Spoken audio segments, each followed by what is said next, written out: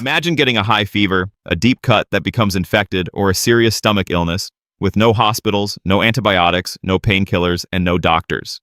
This was the reality for every ancient human who ever lived. So what happened when they got sick? How did they survive illnesses and injuries that would put most of us in the hospital today? Today we're going to explore the real methods ancient humans used to fight disease and heal their bodies long before modern medicine existed. First, prevention was their strongest medicine. Ancient humans lived active outdoor lives with varied diets rich in plants, meat, and natural compounds. Their immune systems were constantly challenged by the environment, which made them stronger over time. They also avoided many modern sources of illness, processed food, pollution, and crowded indoor spaces that spread disease easily. When someone did get sick, the entire group responded. Illness was rarely a private matter. The sick person was cared for by family and tribe members. Rest was enforced. Food and water were brought to them. In many groups, the strongest hunters still shared their best meat with the weak, understanding that the survival of the group depended on helping each other. They had deep knowledge of medicinal plants. Over thousands of years of trial and error, they discovered which leaves, roots, barks, and berries reduced fever, stopped bleeding, eased pain, or fought infection. Willow bark, for example, contains the natural compound that later became aspirin. Certain clays were used to draw out toxins. Honey was applied to wounds because of its natural antibacterial properties. This knowledge was carefully passed from generation to generation. Wounds were treated with surprising skill. Cuts were cleaned with clean water or plant infusions. They were covered with soft leaves, moss, or animal membranes to protect them.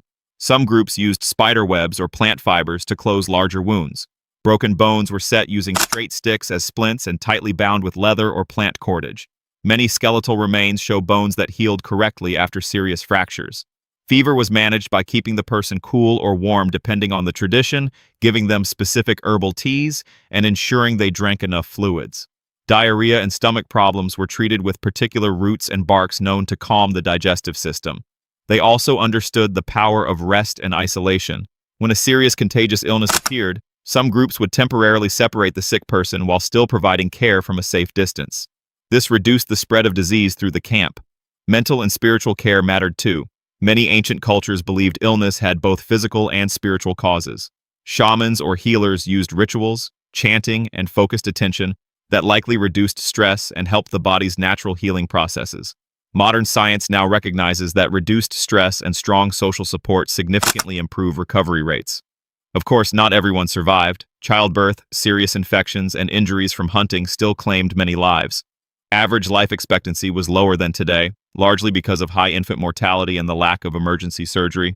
But those who reached adulthood were often extremely tough and resilient. What's remarkable is how much of their knowledge still holds up.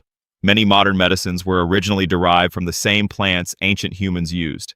The principles of rest, hydration, wound cleaning, and social support remain fundamental even in today's hospitals. Ancient humans remind us that the human body has powerful natural healing abilities when given the right conditions, clean environment, proper nutrition, rest, and care from others. They survived for hundreds of thousands of years using observation, experience, and cooperation.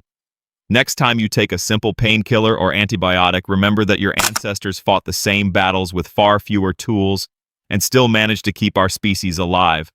Would you trust plant medicine if modern options weren't available? Tell me in the comments. If you enjoyed this look into ancient healing, hit the like button and subscribe for more. See you in the next video.